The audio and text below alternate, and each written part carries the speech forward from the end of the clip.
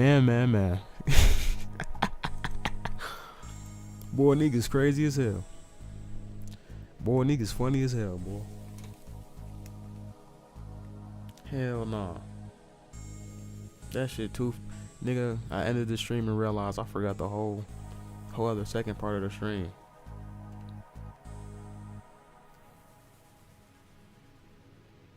Oh my god, that shit is hilarious. I completely fucking forgot. But nah, let me lock in. Nah, cause I said I was gonna do this. I said I was gonna do it, so I gotta do it. You feel me? Cause like I said, some niggas, Ace Mason to the Divine One. Today night I was back in the temple. You feel me? And I was saying in my last stream, I was like, with it being that full moon in Leo, Bastet coming through. With her coming through, I wanted to do this deity decode, this deity study, using the Encyclopedia of Spirits, you feel me, by Judica Isles, you feel me. So we're gonna be going through here, looking at Bastet's entry in here, as well as any other spirits that may come through. We may look at Sekhmet as well. We may look at Offset Isis. But we will be for sure going through Bastet right now in this video, in this stream. If y'all want to tap out with my other videos, my other streams, as well as my archive, as well as the UKIYO versus lore, different magic, different spirituality and insights and occult information knowledge, tap in on the Patreon. Patreon.com/UKIYO Temple. As well, tap in on the Discord. Discord.com/ beacons.ai/the Divine One. That's where y'all find all the links. All the sauce you'll find there. Alright, Bastet, where you at? Bastet. What's good, bro? What's up with you?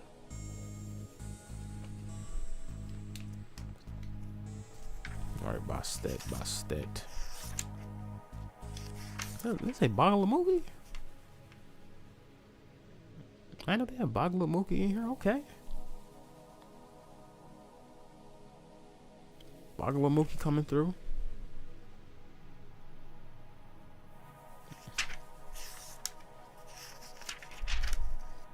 Come on, Bastet. I know you in here.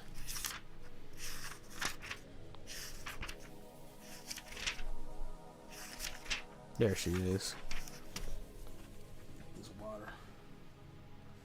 Praise be the ancients, man. How y'all doing?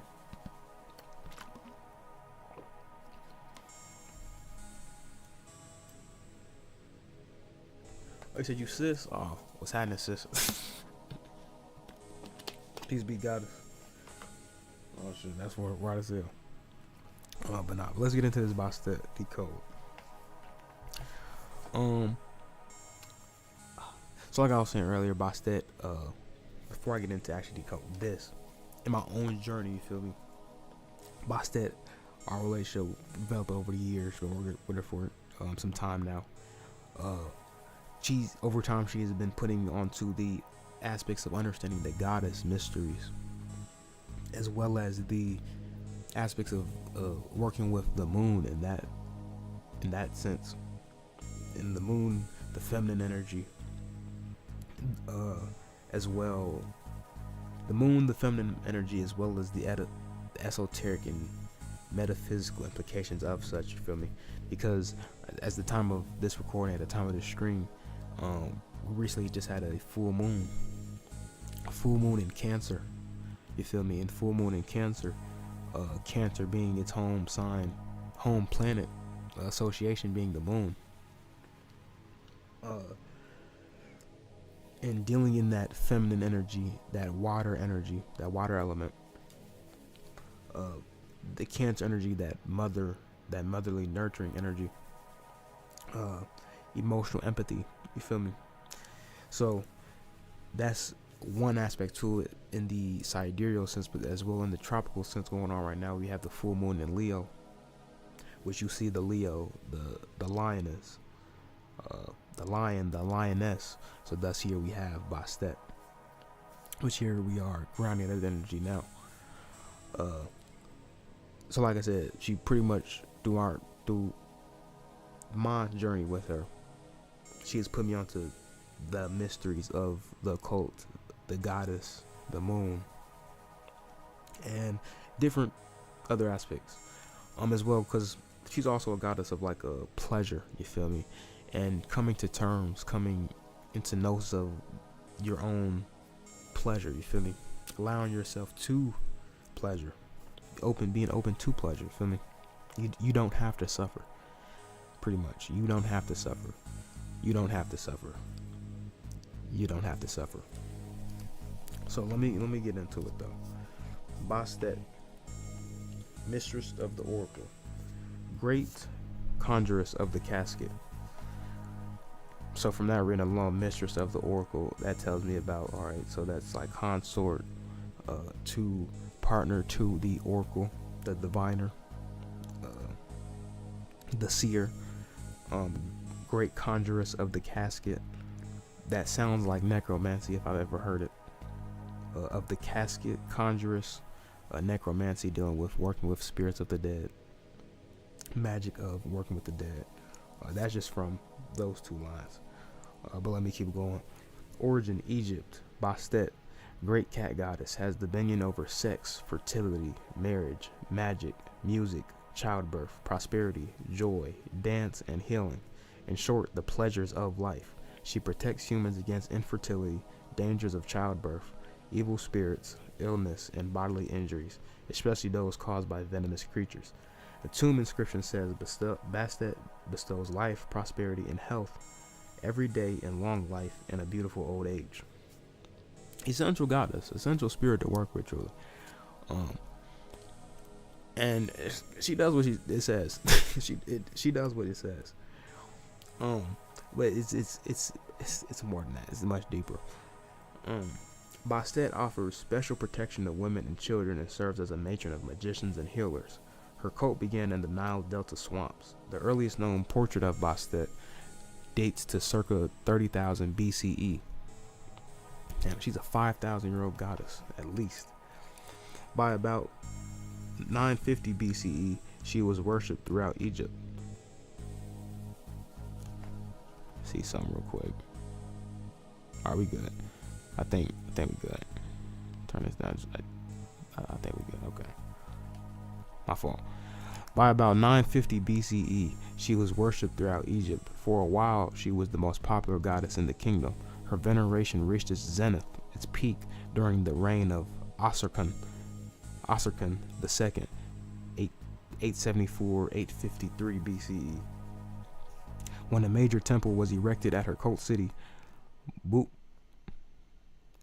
Bubastis, devotion to Bastet officially survived until 30 BCE and the Roman conquest, the Romans having little sympathy for animal-shaped gods. The fucking Romans. Their egos. Because the Roman gods, that's when the gods started taking on more so human forms, you feel me, more earthly forms, rather than before they were shamanistic and animalistic forms before this, dealing with the early pagan. Because it was more so nature-based magic, you feel me, and cosmology. Her annual festival in Bubastis was Egypt's most popular. A precursor of modern Mardi Gras, it was renowned for parties, revelry, and drunkenness. Herodotus, the Greek traveler and historian writing in the 5th century BCE, claimed that more wine was consumed in Egypt during the festival than it was during the entire rest of the year. Although many details are lost, Bastet's festival celebrated female sexuality and generative power, which the goddess studies.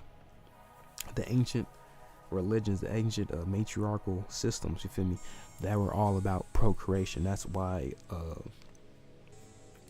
that's where their power was. That is the power of the goddess, is the procreation through the portal, because she can bear a child.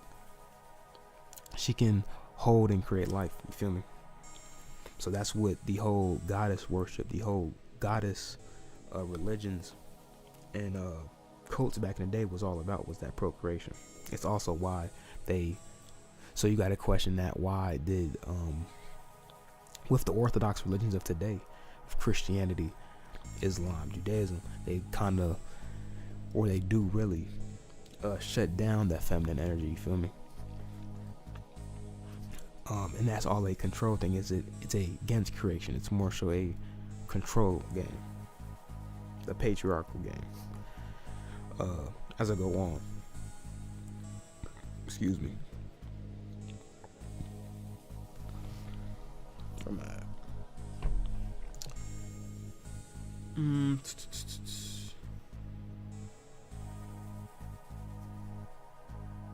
Although many details are lost, Bastet's festival celebrated female sexuality and generative power. Boats sailed up the Nile toward Bubatis. As each barge approached towns and settlements, it would halt, and the mainly female celebrants on board would loudly hail local women congregating. All right, there we go. As each barge approached towns and settlements, it would halt, and the mainly female celebrants on board would loudly hail local women congregating on the riverbanks. They would shout sexual obscenities to each other, dance wildly, and perform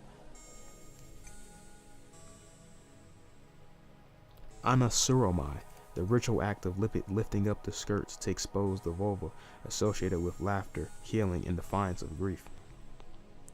Bastet may be the wife and or daughter of Ra, the sun. Among the spirits described as her sons are Mashis, Kansu, and Nefertem. So we can definitely see she's an ancient goddess, of true goddess in her full form. Last night I was talking about like Kali, right? And the thing with Kali is Kali dancing naked in the chaos on the battlefield, killing motherfuckers, not giving a damn, doing what it do. You feel me? But she chills out when she steps on Shiva's heart. But this is talking about the nature of the goddess. You feel me? So when I see the ancient iconography of the goddess in this naked form, this erotic form, or seeing these pleasure aspects, like it was talking about her festivals, and in my head I'm thinking back to like Dionysus, and then the Dionysus aspect, the Greek frenzy, and the pretty much the think like frat boy parties, wild and out. You feel me? That there's a spiritual shamanistic aspect to that. One day I'm gonna come in here, we're gonna read it's a book on Shiva and Dionysus. I forgot the exact name of it, but that book gets into that, as well as the study of Dionysus and such. But really what we're getting into is this embracing the sexuality and embracing one's whole self, their feminine self, their sexual self, as well, pleasure itself. You feel me? Rather than the concept of nothing matters, or the concepts of you must suffer in order to succeed, you must work hard and such. This is instilling and putting you into a different mindset, a different frequency and such. You feel me? So thus work with the goddess Bastet does ... Iconography. She is depicted as a cat, often bejeweled, or as a woman with a cat's head, sometimes surrounded by kittens and fashionably dressed in a green or blue dress. Attributes: Bastet and Ankh, symbol of life. Planets: sun and moon. Color: green. Animal: domestic cats are her servants and sacred animals. Offerings: her name may be related to the word meaning perfume.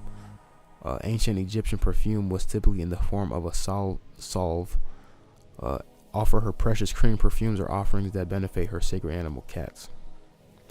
Now from channel, what also works is a cinnamon. Cinnamon is another offering you can give to Bastet. That's from a ritual and channel I did with her. As the cinnamon, but this is pretty accurate though. The perfume, because dealing with the pleasure aspect, that sensual As well, Bastet, that's what she gets into as well, is becoming more sensual. You feel me? Getting more in sense with your feelings, your emotions, and actually feeling. That's the whole aspect of the pleasure, is that you can actually feel. You feel me? And that as a human, that is what you are blessed with, because the spirits, they don't have the five senses like we do. Now, yes, they have powers and domains and such, but they don't have this physical domain and experience. They can't feel how this paper feels.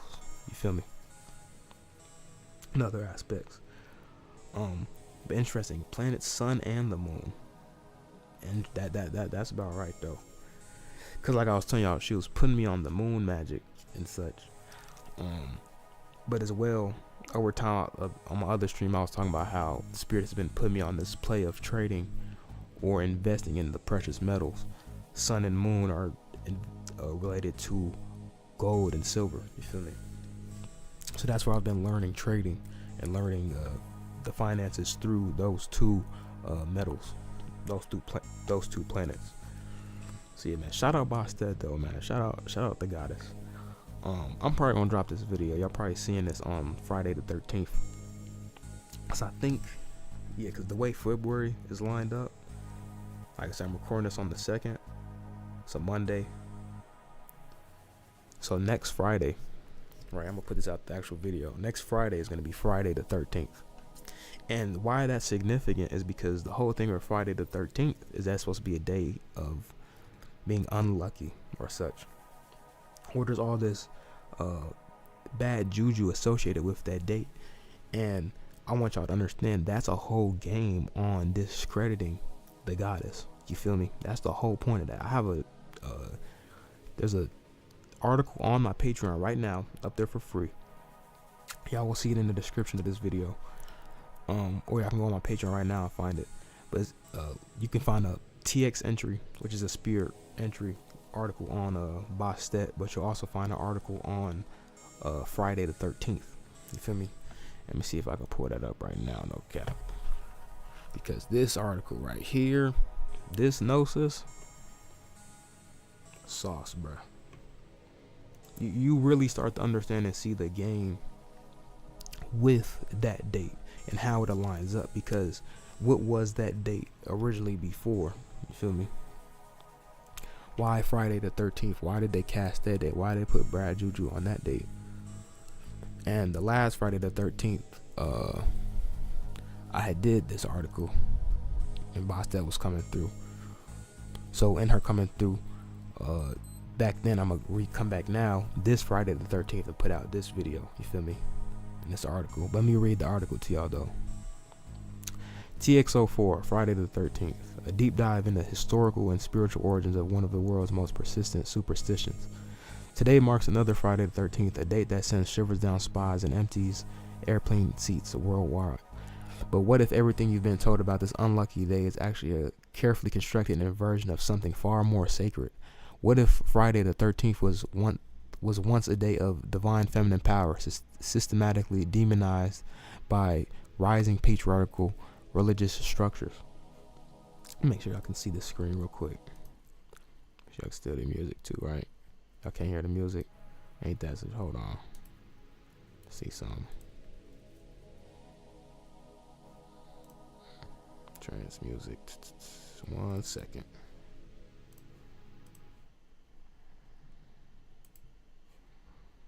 Paste reference. There we go. Alright, we good. Yep. Alright. Oh, I did this the wrong way. I'm tweaking.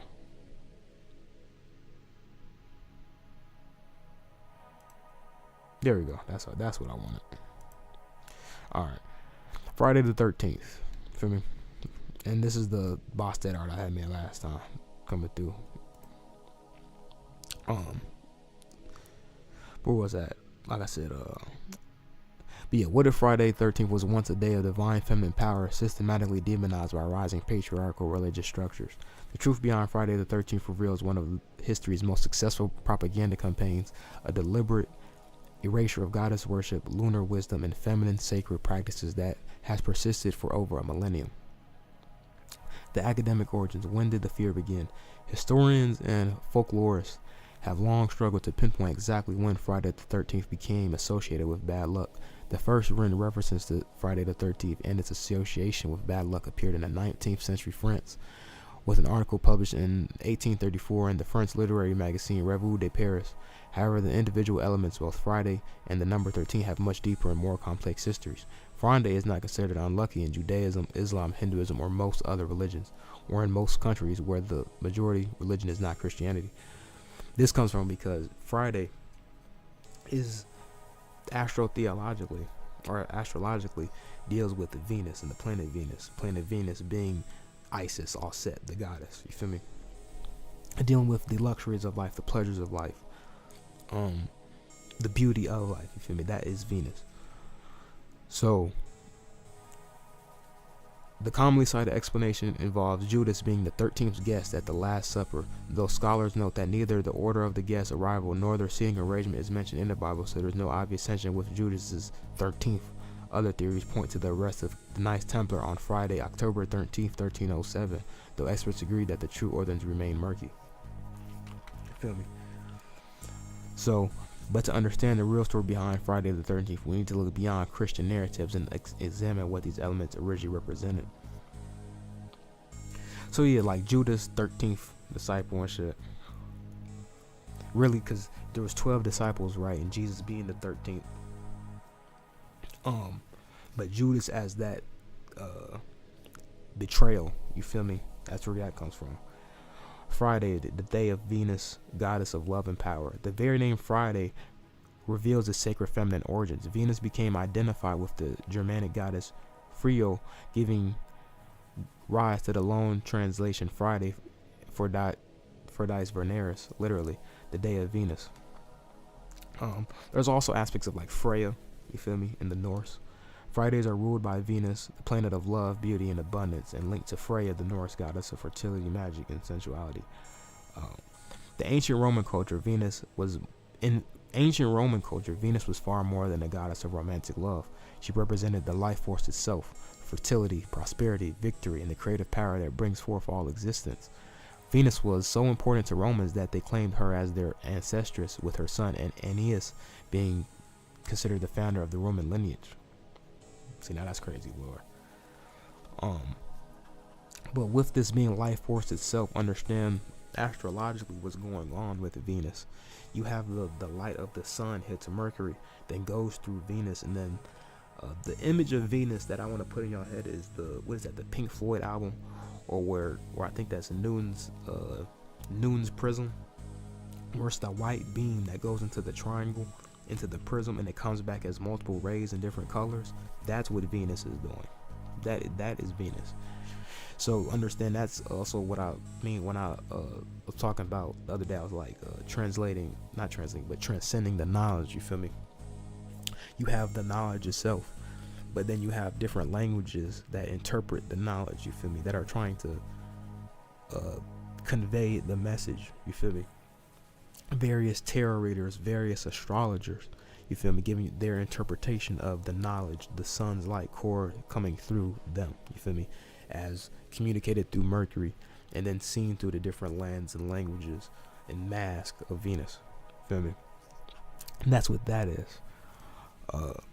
The connection between Friday and the sacred feminine extends across cultures. In Hinduism, special observances are practiced for forms of the Devi, such as Durga, Lakshmi, Saraswati, Kali, Parvati, Annapurna, Gayatri, or Santoshi Mata. Who is this? On Friday, showing that the day is associated with goddess worship transcends European traditions. The number 13, lunar cycles and feminine wisdom. Oh yeah, because there's 13 cycles, there's 13 lunar months. See? So why would they say Friday 13? That's crazy. That's crazy. The number 13's reputation as unlucky is perhaps one of the history's most successful inversions of sacred symbolism. In pre-Christian societies, 13 was revered as the number of the divine feminine for very practical reasons. There are approximately 13 lunar cycles in a solar year, and the average woman experiences 13 menstrual cycles annually when her body is in natural rhythm with the moon. 13 is the master number of the sacred feminine, representing the deep connection between women's bodies, lunar wisdom, and the cycles of creation and renewal. Ancient cultures understood this synchronicity as evidence of women's inherent connection to cosmic rhythms and divine knowledge. So goddesses, I want you to know, and you need to know and remember, you are a goddess. You have actual cosmic and divine alignments in your own nature. You feel me? Know this. Remember this. You feel me? The lunar calendar based on 13 months of 28 days was used by many goddess worshipping cultures. This culture honored natural cycles and the sacred feminine principle of transformation through death and rebirth, concepts that will later be systematically suppressed by solar-based patriarchal religious systems. Hey, this article go crazy. Then we only halfway through. You feel me? But like I was talking about, the astrology of now, we're in that full moon, and the full moon was in the nakshatra of Alashta, and the symbol of Alashta is the snake. So that's dealing with the Kundalini, the Shakti, but in the snake, that's that transformation, that rebirth, that death and rebirth, shedding the skin. You feel me?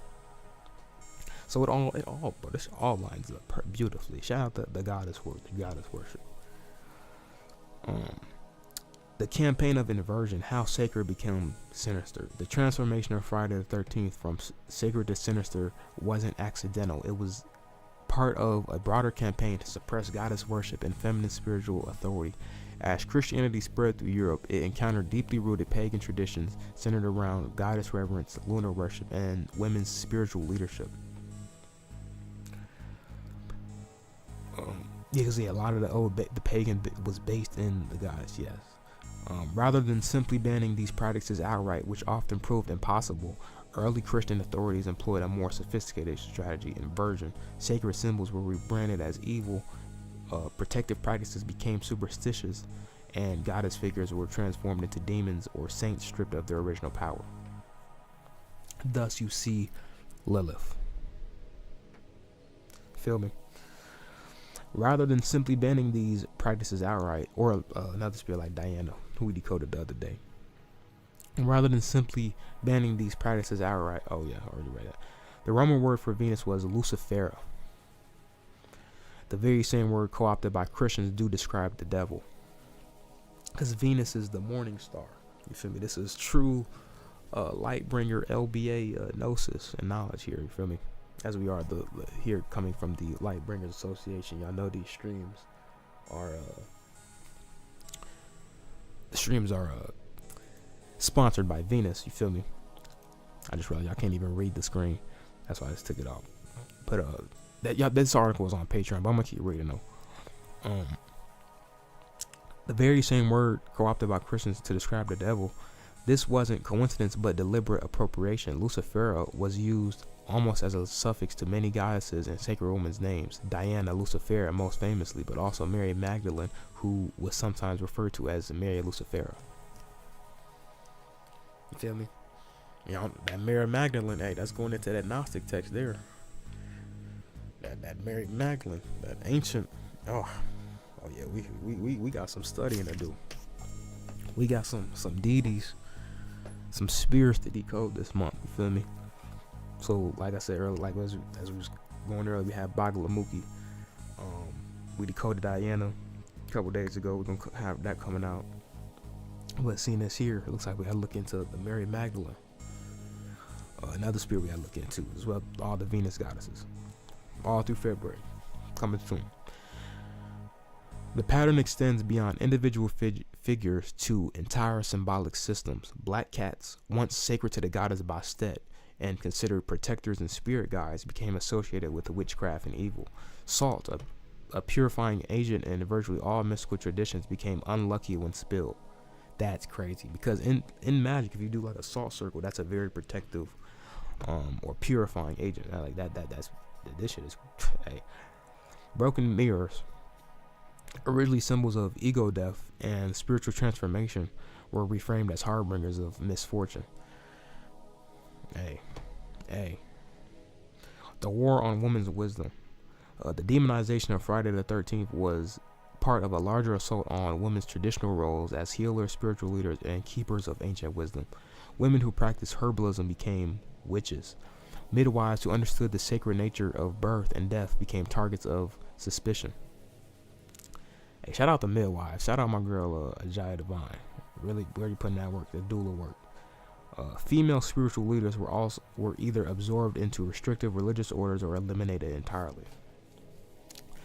The menstrual cycle, once celebrated as a time of heightened psychic ability and spiritual power, was rebranded as unclean. Women's natural connection to lunar rhythms was pathologized as lunacy. Oh my gosh. Are y'all hearing this? Motherfuckers go crazy. They're a lunatic. You feel me? But the menstrual cycle was once seen as a natural rhythm, a natural metaphysical spiritual rhythm.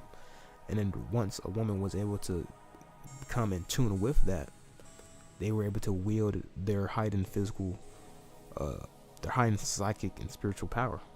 Yes. The very aspects of feminine experience that had been considered sacred, intuition, emotional depth, and connection to natural cycles, were redefined as weakness or even dangers. This systemic suppression wasn't just about religious control, it was about economic and political power. Women's traditional roles as healers, spiritual advisors, and community leaders represented a threat to the emerging patriarchal structures. By demonizing the symbols and practices associated with feminine wisdom, authorities could justify excluding women from positions of influence. Crazy fucking game, bruh. Crazy game. Modern implications, the persistence of ancient fears, the continued power of Friday the 13th superstitions in our modern, supposedly rational world reveals how deeply these inversions have penetrated our collective consciousness. Superstitions around the day may include avoiding travel, delaying surgeries, or staying clear of major financial decisions. Businesses report measurable losses on Friday the 13th as people alter their behavior based on ancient fears. Because now it's in the DNA. You feel me? But you can transcend it and unlock that through this knowledge. This knowledge is gonna wake the ancient shit. You feel me? Because now Friday the 13th for you will become a day of power for you. Feel me? As this heading is about to get into. But perhaps more significantly, the persistence of these superstitions reflects our continued disconnection from natural cycles and feminine wisdom. In a world increasingly dominated by linear thinking, technological solutions, and masculine-coded approaches to problem solving, we've lost touch with cyclical, intuitive, and rational ways of thinking that Friday the 13th originally represented. Reclaiming the sacred Friday the 13th as spiritual opportunity. Understanding the true history of Friday the 13th opens the door to reclaiming its original power. When Friday and 13 combine, we have the opportunity to revel in ultra feminine energy. Rather than a day to fear, it becomes a portal to reconnecting with aspects of ourselves and our world which have been systemically suppressed. In ancient times, Friday the 13th was revered as a time when the veils between worlds were thin, when intuitive abilities were heightened, and when the creative life force flowed most freely. It was a day of honoring the goddess within and without, for connecting with lunar wisdom and celebrating the sacred feminine principles of intuition, transformation, and creative power. Modern practitioners of earth-based spiritualities and feminist theology have begun reclaiming Friday the 13th as a day of empowerment rather than fear. Some use it for ritual work focused on goddess energy, others for healing practices that honor women's wisdom, and still others for creative projects that celebrate femininity, creativity, and intuition. The deeper truth, superstition as social control. The story of Friday the 13th reveals a profound truth about how superstitions function in society. They're not just random fears that develop organically. They're often tools of social control designed to keep people disconnected from sources of power and wisdom that might challenge existing authorities. By teaching people to fear Friday the 13th, patriarchal structures ensure continued disconnection from goddess worship, lunar wisdom, and feminine spiritual practices. And I have another article on my Patreon I want y'all to look into, where it explains how we are living in two timelines. You feel me? We're living in a solar calendar while also having the lunar calendar and time play out as well. The 13th month calendar versus the 12-month calendar, which the 12-month calendar is based in the Western astrology, the tropical astrology, and astrotheology with the 12 zodiacs, rather than this ancient 13 month lunar cycle. But that article as well is on my Patreon. We'll read another day, but you can tap in and read. Well, I'll put a link in the description as well with this one. This pattern can be seen throughout history and across cultures. Indigenous spiritual practices are labeled as primitive superstitions. Women's traditional healing knowledge is dismissed as old wives' tales. Ancient wisdom traditions are rebranded as occult or dangerous. Let me say this again. Ancient wisdom traditions are rebranded as occult or dangerous. So when you see the demonization of witches or Wicca, or even the demonization in the Kabbalah sense or Khalifa sense, why are they referred to as demons? You feel me? What are we really talking about here? This is a rebranded, you feel me? Only in the context of their game, of their religion and their play, are they only considered demons, when truly they are their own spirits. In each case, the effect is the same. Disconnection from sources of power and knowledge that exists out of approved institutional structures. Looking forward, healing the split. Understanding the true history of Friday the 13th offers more than just historical curiosity. It provides a roadmap of healing some of the deep splits in our collective psyche. The artificial separation between masculine and feminine, rational and intuitive, sacred and mundane, has impoverished our understanding of what it means to fully be human. Reclaiming Friday the 13th isn't about replacing one belief system with another. It's about recognizing how our fears and superstitions shape our reality and choosing consciously what we want to embrace or release. It's about understanding that many of our deepest cultural fears may actually be pointing toward our greatest sources of power and wisdom. Whether or not you choose to work with Friday the 13th as a sacred day, its history offers valuable insights into how symbols shape consciousness, how power structures influence belief, and how we might reclaim our relationship with the sacred feminine principles that have been so systematically suppressed in our culture. The next time Friday the 13th appears on your calendar, you might pause to consider, what would it mean to honor this day as it was originally intended? What aspects of the feminine wisdom, lunar connection, and cyclical understanding might be calling for attention in our own life? And how might embracing rather than fearing this ancient symbol transform your relationship with the sacred? In the end, Friday the 13th stands as a powerful reminder that our superstitions are never just about luck or chance. They're always about power, wisdom, and our deepest relationships with the sacred dimensions of existence. This choice of how to relate to these symbols remains, as always, entirely our own. Shout out ChatGPT. I just gave bro the idea and the research. He cooked. Put it into the body copy. But that article is on Patreon. Shout out the goddess.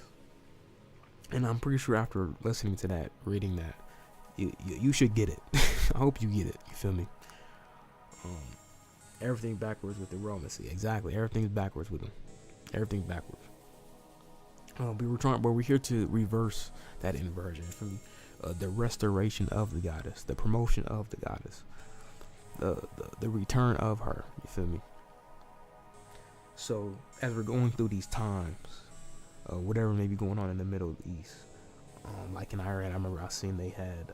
I'm recording this on February 2nd. I don't know what's going on at the time of this recording, or what happens after.